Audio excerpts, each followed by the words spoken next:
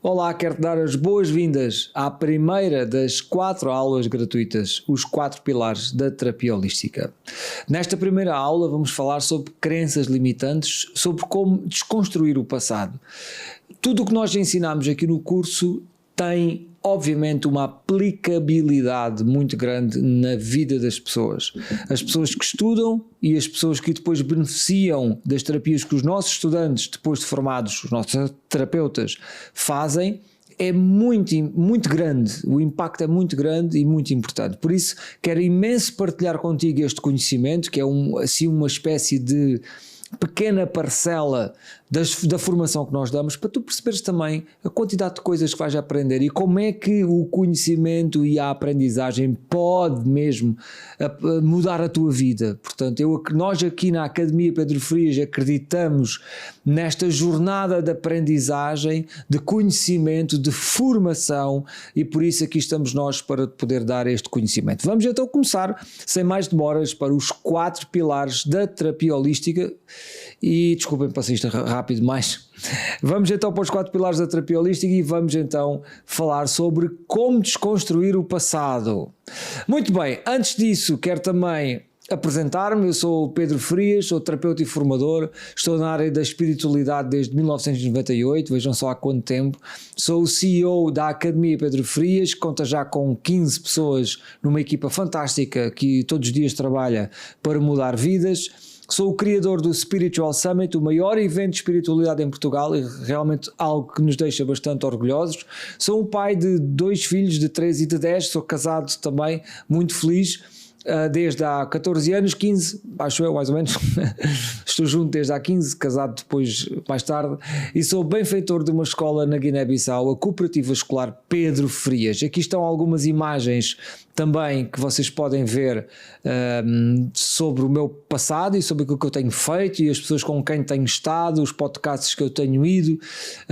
Ali do lado direito estou com a Vera Colodzi na SIC Mulher e do lado esquerdo com a Inês Gaia no podcast A Nave. Por isso é grande motivo de grande orgulho o que tenho feito, e tudo o que tenho feito é obviamente graças a também ter desenvolvido e ter percebido várias coisas em mim que depois me permitiram evoluir. E é para isso que eu cá estou hoje, para te dar um conhecimento que tu vais poder aplicar na tua vida e depois ajudar-te a tomar as melhores decisões e por aí fora.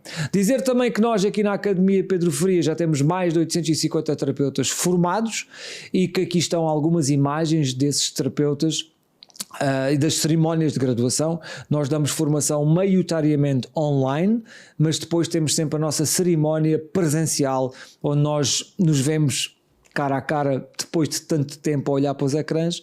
E é motivo também de grande alegria. Portanto, além destes terapeutas que estás a ver aqui na imagem, também temos depois Master Terapeuta, que é um nível mais avançado, e há algumas imagens que tu podes ver que estão ali umas pessoas com umas fitas diferentes. E esses são realmente os nossos Master Terapeutas, que é o segundo nível do nosso curso de terapeuta completo, mas eu já falo disso depois. Agora quero mesmo mergulhar aqui na matéria. Vamos falar sobre crenças limitantes. Portanto, como é que se formam as crenças? De onde é que elas são formadas e como é que tu te podes libertar dessas crenças? Bom, primeiro, uma crença é um conjunto de ideias e percepções que aceitamos como verdade. Ora, onde é que surgem? Podem surgir de experiências pessoais, da nossa educação, da nossa cultura e das nossas relações próximas. O facto é que tudo aquilo que tu viveste, o ambiente onde passaste, o que recebeste dos teus pais, da tua cultura, pode ter contribuído para a formação de crenças limitantes. Antes de mais, deixa só dizer-te uma coisa.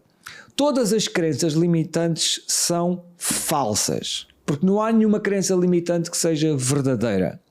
E o nosso inconsciente sabe que são falsas, porque o nosso consciente é sempre defensor da verdade dentro de nós.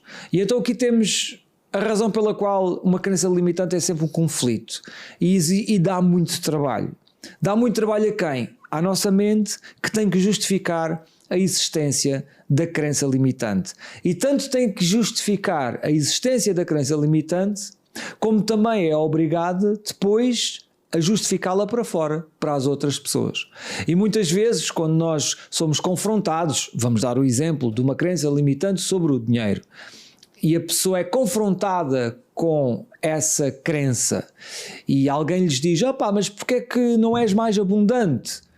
Isso é tão desconfortável porque a pessoa desconhece e tem medo de ser menos abundante, sem perceber que é um comportamento que a pessoa tem, porque a abundância começa por o comportamento e depois é que começa pelo dinheiro que temos.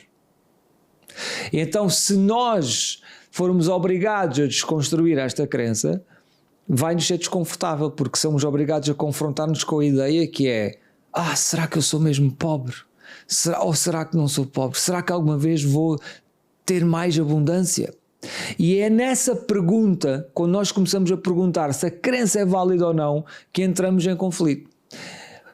Porque a crença quer se validar por ela própria, a crença vai se querer manter, porque senão ela morre, e o nosso inconsciente continua sempre a dizer, não, isto é falso, tu és abundante. Mas depois a pessoa olha, não, mas não sinto abundância. Não, a abundância é muito mais do que o dinheiro que tu tens. É um comportamento, ok?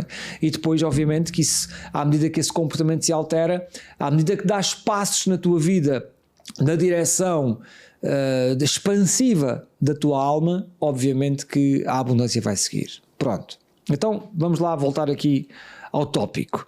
Portanto, recordando, as crenças podem realmente surgir de várias formas, pelas experiências pessoais, por aquilo que tu viveste e por aí fora. Depois, como é que se formam? Pronto, primeiro temos uma experiência inicial, e essa experiência inicial pode ser o comportamento dos teus pais, pode ser um evento traumático também, pode ser uma sensação, uma dor emocional que tu tens, por exemplo, no que respeita à abundância, ires para a escola e sentires que não tens aquelas sapatilhas, que não pudeste comprar aquelas calças da moda que na altura existia, e a pessoa tem esta experiência inicial, ok? Depois temos a interpretação do evento, que é como é que nós, perante essa dor emocional que tivemos, por exemplo, cá está em relação a esta questão da abundância, como é que nós depois replicamos isso na nossa mente, que é como é que eu olho para este facto de eu não ter aquelas calças da moda e como é que eu interpreto isso. Porque eu podia interpretar, bom, neste momento não tenho, mas um dia mais tarde, quando puder, vou comprar. Ou então, pronto, eu não tenho, mas nunca vou ter. Há várias formas que depois cada pessoa interpreta essa sensação emocional. Neste caso estamos a falar como exemplo em relação à abundância, mas cada pessoa interpreta isso de forma diferente. Portanto, tu podes ter interpretado que essa crença de não ser abundante ou de não ter aquelas calças naquele momento podia ser uma coisa, ok, tudo bem, e outra pessoa podia interpretar como uma coisa muito grave. Isto depois depende de cada pessoa. No entanto, quando nós depois olhamos à terceira parte, que é a repetição e a confirmação, quando se isso acontecer muitas vezes, acaba por formar uma crença limitante. E agora vamos supor, só antes de ir ali para o quarto ponto, que é antes de chegarmos a essa parte, que é, se uma coisa foi repetida muitas vezes, o que é que ela te provocou? Porque muitas vezes uma sensação de não ter, de não ser capaz, de não ser amado, de não ser aceito, essa sensação repetida provoca qualquer coisa, porque a repetição do evento confirma-o e faz com que a pessoa se convença que é verdade. Vamos dar aqui outro exemplo, que é, imagina a crença que a pessoa tem, que muitos de vocês podem ter, que é, eu não tenho valor. Começa por onde? Pela infância, pelos pais que não valorizam, que não dizem. Às vezes basta só não dizerem. Não é que um pai alguma vez tenha chegado ao pé de uma criança e tenha dito assim, olha, tu não tens valor nenhum. Não é preciso isso. Bastava só e apenas que não fosse dito à criança, tu és muito valiosa. Ou fizesse a criança sentir que ela tem valor. A ausência deste comportamento é suficiente para eu replicar a sensação de que não tenho valor. E não precisa ter palavras. Eu posso até nem pensar, ou posso até nem interpretar muito, porque não tenho essa capacidade naquele momento enquanto sou criança, mas mais tarde eu vou interpretar. E mais tarde vou acumular com as repetições todas e vou estabilizar a crença perante uma sensação que eu tive no passado. E portanto é assim que as coisas funcionam, é assim que as crenças são formadas. Como é que vamos desconstruir? Nestas aulas eu vou-te explicar.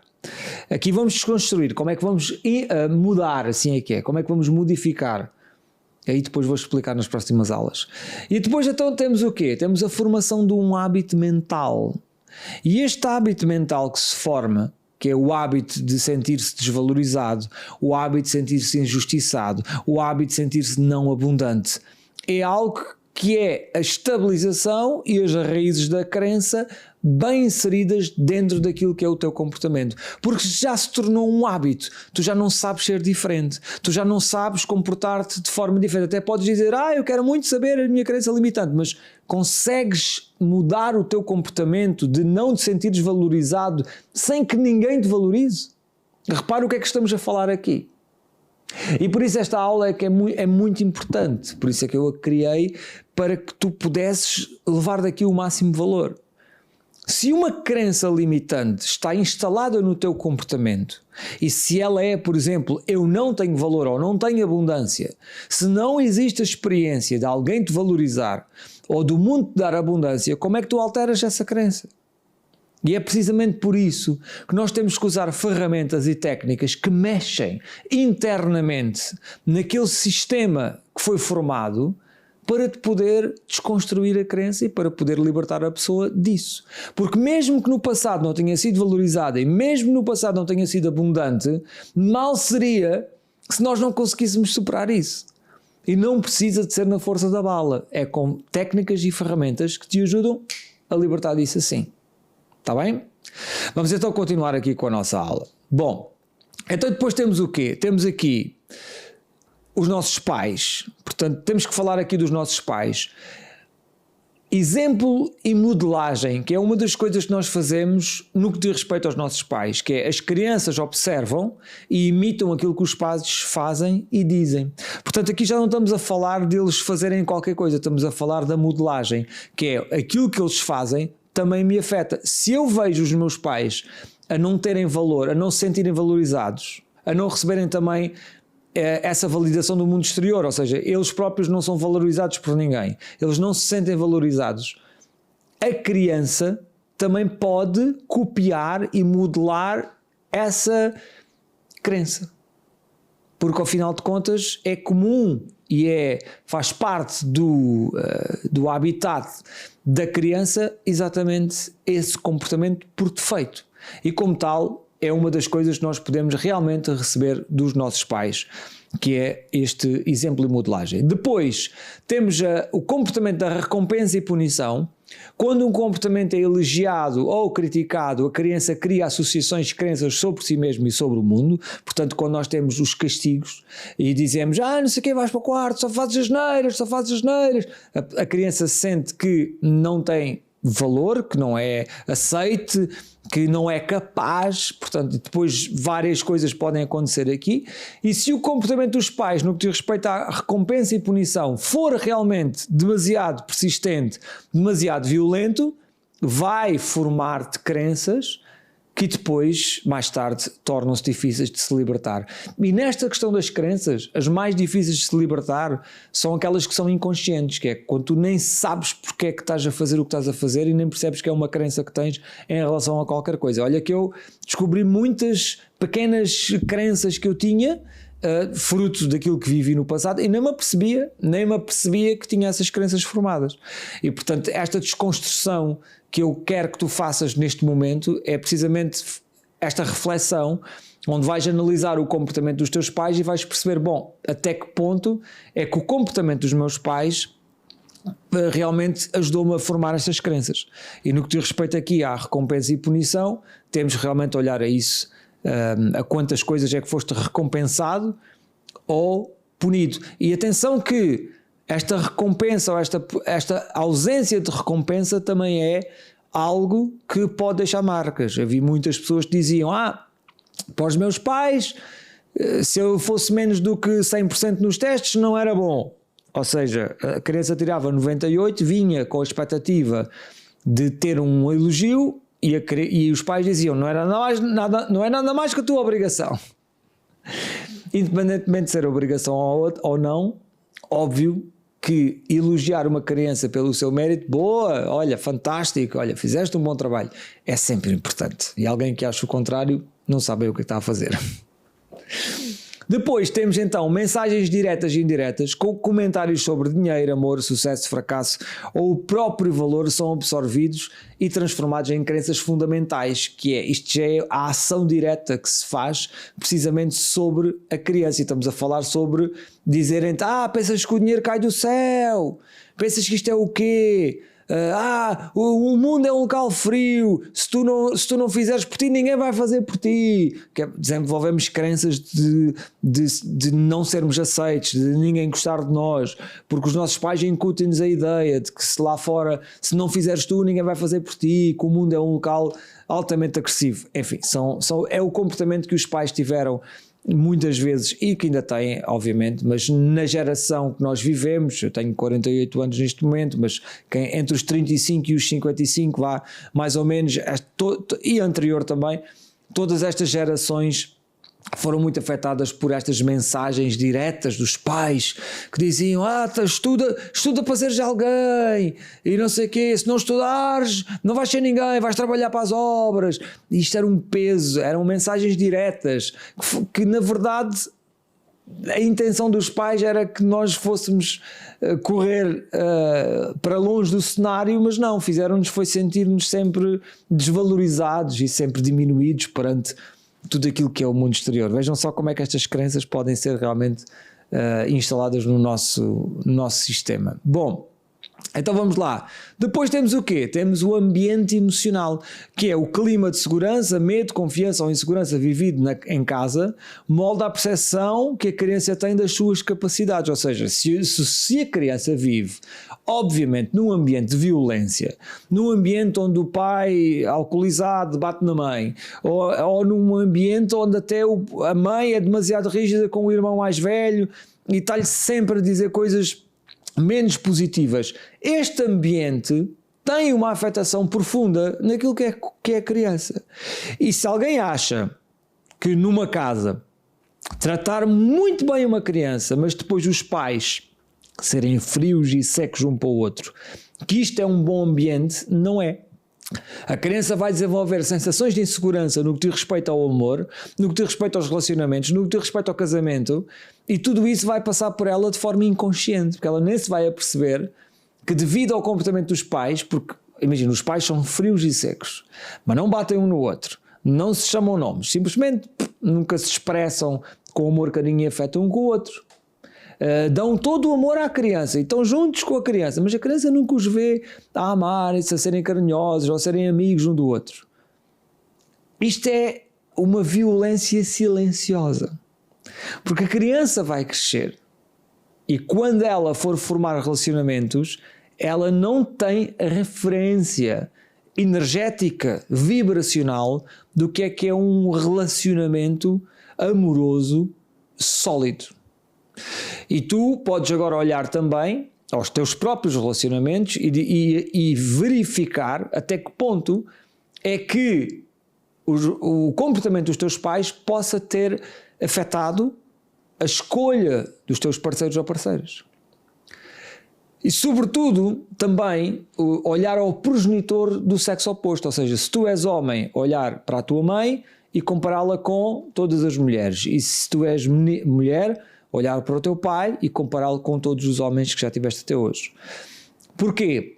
Porque se o pai, por exemplo, foi uma figura muito autoritária e exerceu muita autoridade perante uma menina, essa menina no futuro vai escolher parceiros que são igualmente dominadores, narcisistas ou violentos, ou então vai escolher o oposto. Se bem que o oposto, para quem escolhe o oposto e teve um pai muito dominador e muito agressivo, às vezes até nem violento, pode ser só ligeiramente agressivo, mas muito dominador, tipo militar, pode provocar com que a criança escolha, depois chegando à adulta, obviamente, que a menina escolha parceiros completamente passivos e, olha, homens moles, tipo muito suaves, muito passivos, por aí fora.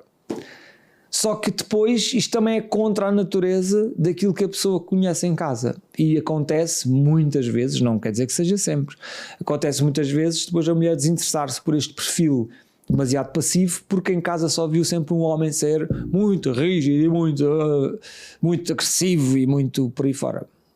Ora, percebam só como esta referência que tem a ver com o ambiente emocional provoca com que algumas crenças silenciosas depois manipulem a escolha dos parceiros. Porque aqui também existem crenças em vigor. Que a criança que tem um pai muito dominador cresce com a noção que não tem poder. E como não tem poder, vai abdicar dele. E ao abdicar dele, vai sempre arranjar pessoas que tenham o poder todo e que queiram o poder todo para elas. E depois nem se apercebem disso, que estão a escolher uma pessoa que exerce, que é um narcisista, por exemplo, ou que é uma pessoa altamente dominadora, ou possessiva, ou ciumenta, nem se apercebem que estão a escolher esse perfil. Porque outras pessoas que não tenham tido este perfil de pai, atenção que às vezes a mãe também tem um papel importante no que diz respeito depois à escolha destes tipos de homens. Pronto, isso depois também tem a ver com crenças de valor e tudo mais. Mas uma pessoa que não tenha tendência para escolher este tipo de homens violentos, narcisistas e por aí fora, assim que vem repele-o logo, porque não se atrai, porque a vibração não é compatível. E depois há pessoas que dizem, mas como é que eu fui escolher esta pessoa? Pá, nem vi.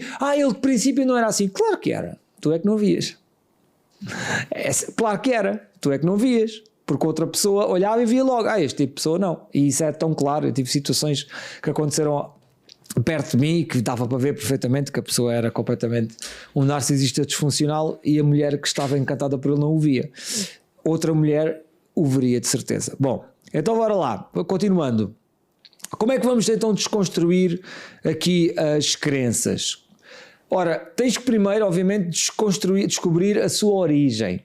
Uma vez que saibas como formaste a crença, ela já pode ser transformada, a não ser que ela seja inconsciente e que haja outra crença a manipular aquela. Porque às vezes existem encadeamentos de crenças, ou seja, uma crença que seja, por exemplo, eu não sou uma pessoa abundante, ou eu não tenho direito à abundância, e depois por trás está uma que diz assim, eu não tenho poder, que está a impulsionar uma à outra. E isso pode acontecer, portanto, tu vais conseguir sempre desconstruir a tua crença descobrindo a sua origem, a não ser que haja outra inconsciente a manipular e a impulsionar essa mesma. Neste caso, é realmente um convite a tu olhares para isto e perceber se já descobriste a origem das tuas crenças limitantes. Obviamente que aqui também temos que fazer um exercício que é, quais são elas? Quais são as crenças limitantes que tu tens e qual é a origem dessa de determinada crença. Depois, número 2, para desconstruirmos crenças, nós temos que libertar-nos dos traumas. As marcas emocionais do passado ainda te marcam, elas podem estar a agarrar a crença para que ela se valide. Se nós queremos libertar-nos de uma crença, por exemplo, de valor, eu não tenho valor, pronto, então a pessoa depois quer se libertar da crença e diz assim, a partir de hoje vou-me valorizar, vou sentir que sou uma pessoa especial. De repente alguém te diz alguma coisa que te faz lembrar uma marca emocional do passado em que a tua mãe ou o teu pai te faziam sentir completamente desvalorizado. Essa ressonância, se estiver viva dentro de ti, ela aparece, e esses triggers fazem pop-up, como eu gosto de dizer, aparecem, e depois a partir dali tu vais ter que trabalhar para te libertar novamente dessa sensação momentânea emocional, mas que na verdade é uma ativação de uma coisa do passado. Ora, se tu não fazes uma desconstrução do teu passado de forma geral, que é uma das coisas que nós fazemos no nosso protocolo de terapias, que é limpar primeiro o passado todo, assim como uma espécie de tiro de caçadeira, vai, limpa lá isso tudo primeiro. E aí, a seguir, a pessoa realmente tem mais condições de começar a formar novas crenças. Porque as crenças antigas que se formaram, que estavam assentes em dores emocionais e traumas e marcas e comportamentos e tudo mais, o que já falamos até agora, e uma vez que isso esteja ressignificado e que esteja até alterado, nós temos ferramentas para até reescrever essa linha do passado, como é a hipnose quântica, que é uma das coisas que nós usamos. Se nós reconstruirmos essa linha do passado, a pessoa tem mais condições para rapidamente se libertar das crenças. E mais, a hipnose quântica pode dar-te sensações emocionais de coisas que tu nem viveste, mas podem ajudar a formar crenças como, por exemplo, da abundância, que é uma das coisas que eu pratico e faço desde há muitos anos, desde o momento que eu descobri esta técnica e a construí, porque a hipnose quântica que eu ensino neste curso é uma conjugação de várias coisas, mas que realmente foi uma fabricação, foi uma mistura que eu fiz de dois conceitos de espiritualidade quântica e de hipnoterapia, mas consegui realmente criar aqui algo bastante revolucionário, e através do uso dessa hipnose quântica consigo embutir em mim sensações de coisas que eu não vivi, mas é como se tivesse vivido. Para quê? Para me dar a sensação de abundância, por exemplo, de valor, de satisfação, de sucesso. Porque o sucesso é vivido primeiro aqui, a abundância é vivida primeiro aqui e depois é vivida lá fora. E isso é preciso tenhamos noção disso, que nós provocamos com estas técnicas sensações à pessoa para que depois aconteça na sua vida. Ora, continuando, vamos então recordar algo muito importante que eu já disse nesta aula. O inconsciente sabe a verdade, a crença limitante é sempre uma mentira. Não se esqueçam disto, porque o vosso inconsciente sabe perfeitamente o que é a verdade e porque é que essa crença limitante realmente não faz sentido. Depois, continuando aqui então como desconstruir, temos que ter muito silêncio e meditação, ou a terapia holística, porque a terapia holística, esta que nós estamos aqui a falar e a ensinar, é realmente uma ferramenta muito poderosa que assenta em técnicas de transe, em técnicas como o EFT, a hipnose, a hipnoterapia, muitas técnicas de visualização, meditação e imaginação. Atenção que a imaginação é uma ferramenta muito poderosa, e uma vez que tu uses o conjunto destas coisas, podes realmente desconstruir todas as tuas crenças limitantes para que a tua vida seja diferente. Deixa eu só dizer-te uma coisa aqui muito importante, e para que seja bem assente naquilo que é a aula que estamos aqui agora a ensinar. A tua vida é como é, porque é baseada, é o resultado antes das tuas escolhas que são baseadas nas tuas crenças limitantes. Para a tua vida ser diferente, tens de começar a fazer novas escolhas, e para fazeres novas escolhas tens que ter um sistema de crenças reconstruído de forma que te faça acreditar no sucesso, na realização, no amor, no valor, na aceitação, no amor incondicional do universo, na abundância e tudo mais. Uma vez que isso seja vivo dentro de ti, tu tens mais condições e todas as condições para dar passos nessa direção. Portanto, recapitulando, a tua vida é o resultado das tuas escolhas, que são impulsionados pelas tuas crenças. As tuas crenças são formadas naquilo que é as tuas experiências, portanto temos que instalar novas sensações e novas experiências dentro da nossa mente subconsciente, para que ela replique novas crenças, faça germinar e faça crescer todo esse ambiente de novas linhas estruturais da nossa personalidade que te vão fazer novas escolhas, e uma vez que faças novas escolhas vais ter uma vida nova. Simples. Muito, muito simples. Portanto, na próxima aula vamos falar sobre a tua essência, vamos falar sobre alinhamento e desalinhamento, vamos falar também, vamos fazer um diagnóstico à tua vida, à tua linha energética. Não percas a próxima aula, porque ela é realmente muito importante. E quero-te só recordar que já temos inscrições abertas. Podes inscrever-te já, ou esperar pela terceira ou quarta ou segunda aula, como tu quiseres, no nosso curso certificado de terapeuta completo, do iniciado ao profissional em 9 meses. A nossa formação é realmente um motivo de nosso orgulho. Temos todos estes módulos, e estes módulos também estão coordenados com as 9 consultas. Portanto, temos aqui 2 formas de hipnoterapia, temos o módulo de terapia holística, cura da crença interior, cura energética, o módulo do subconsciente e inconsciente, onde nós vamos aprofundar todas estas questões. E portanto, se queres te inscrever, força, porque é realmente uma formação que te vai transformar a vida. Por isso quero agora então agradecer, dizer-te que na próxima aula estarei aqui expectante e desejoso de partilhar este conhecimento contigo, e só te tenho a agradecer por estares aqui agora, por teres ouvido a aula até este momento, e dizer-te que a vida melhora com o conhecimento, e a aprendizagem é realmente algo que pode mudar a tua vida. Beijinhos e abraços, e até à próxima aula. Obrigado.